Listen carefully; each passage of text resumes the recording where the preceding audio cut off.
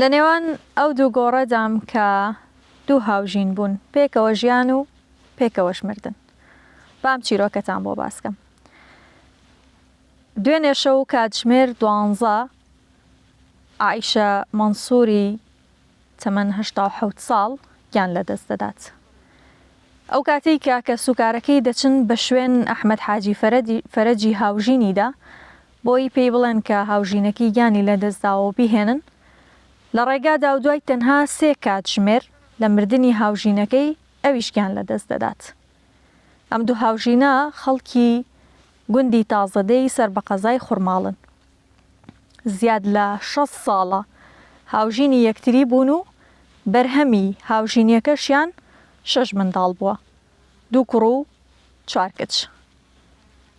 لە ئەدەبیاتی کۆنی کوردیدا چەندین چیرۆک و ئەفسانەی جیاواز گێڕدراونەتەوە لەسەر عەشق و خۆشەویستی، هەر لە شیرین و فەرهادەوە بیگرە هەتاوەکو مەموزین و خەج و سیامەند و لەیل و مەجنون کە دەکرێت ئەمە تەنها ئەفسانەیەک بن. بەڵام ئەم چیرۆکە چیرۆکێکی ڕاستیە. هەردوو هاوژینەکە بە مردنی ئاسایی خۆیان مردوون، هەردووکیان نەخۆش بوون و لەسەر جێگا بوون.